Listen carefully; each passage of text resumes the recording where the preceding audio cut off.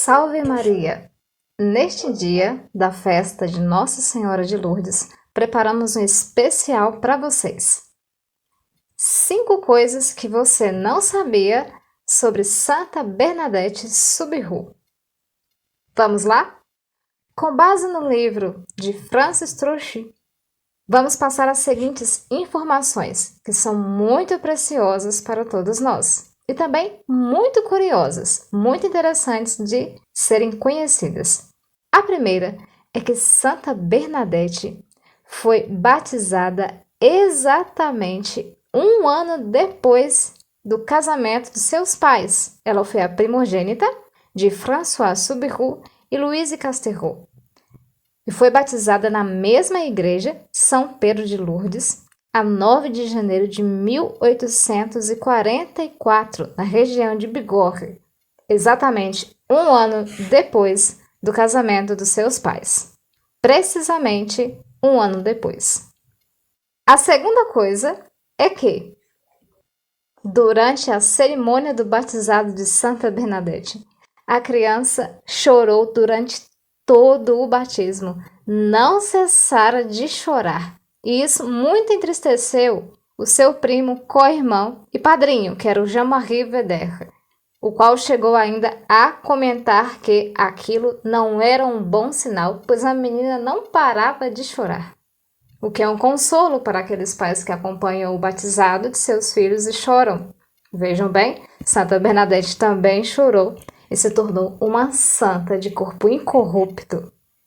A terceira coisa sobre Santa Bernadette Soubirous é sobre o seu temperamento, sobre o seu caráter.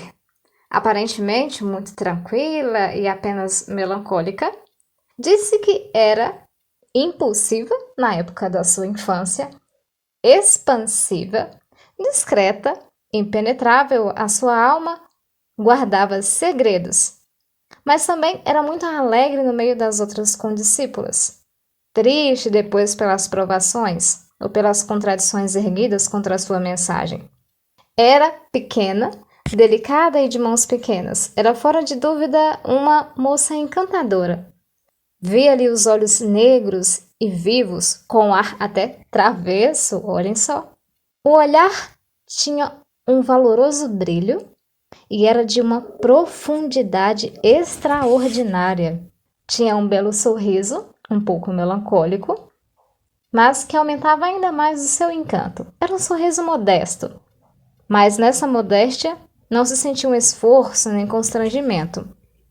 Possuía um pouco de veemência nas observações feitas e nas suas correções. Também impulsos de vivacidade. Escapavam-lhe às vezes com razão. Foi durante um retiro que, contra a madre Bordenave, aborrecida por ver toda a gente passar à frente de uma jovem e tímida religiosa que esperava a sua vez para se confessar, ela, Santa Bernadette, se dirigiu vivamente à madre assistente para que fizesse justiça a esta irmã. Mas arrependeu-se depois da sua vivacidade. E nessa mesma tarde confessou até a sua culpa.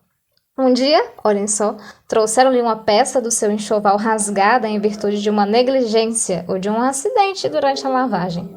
Bernadette declarou imediatamente à irmã encarregada da rouparia: devia ter mais cuidado no seu serviço.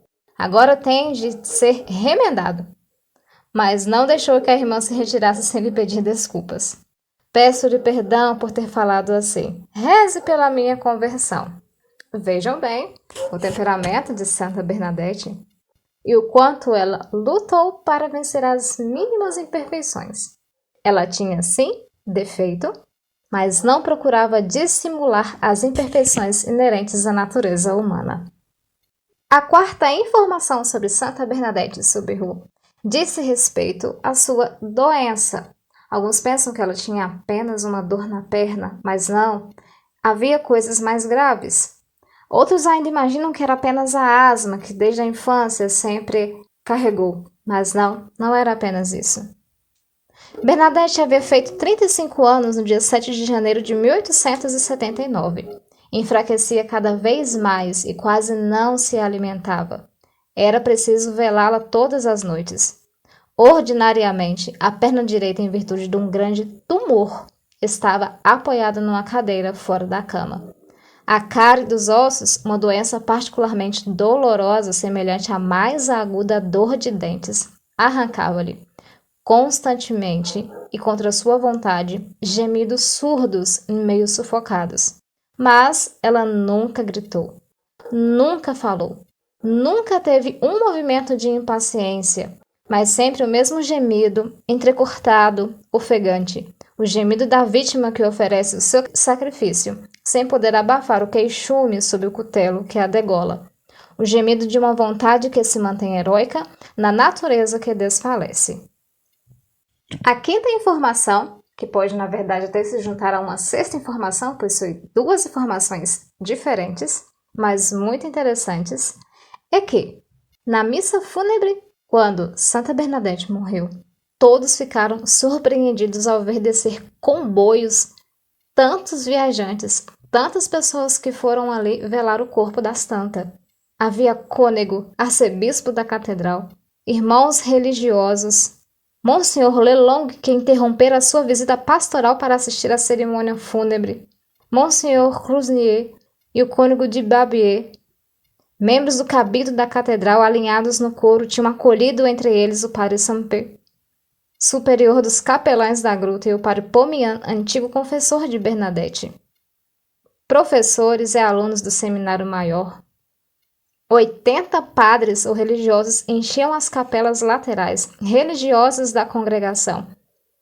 Deputações das Irmãs da Sagrada Família, da Esperança, das Irmãzinhas dos Pobres, da Providência de Poitiers, ocupavam toda a grande nave.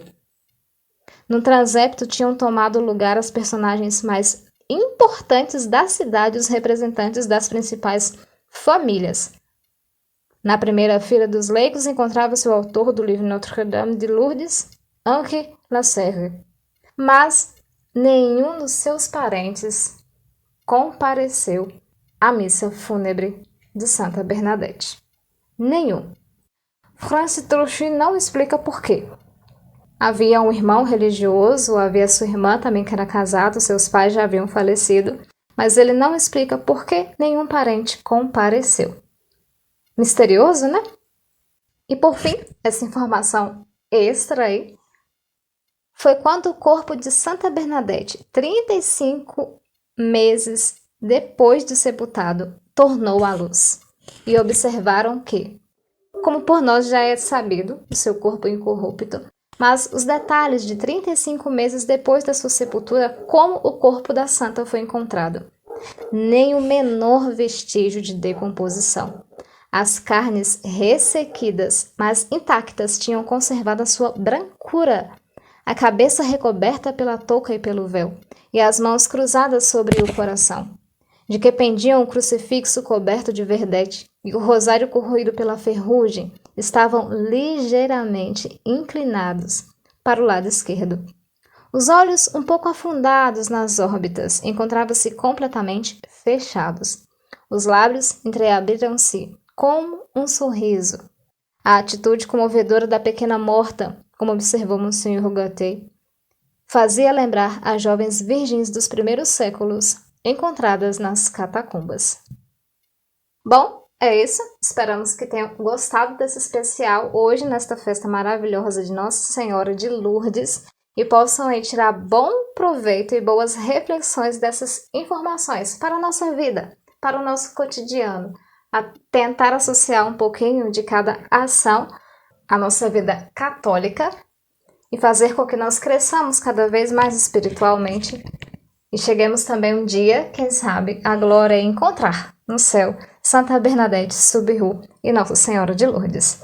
Uma santa festa para todos vocês.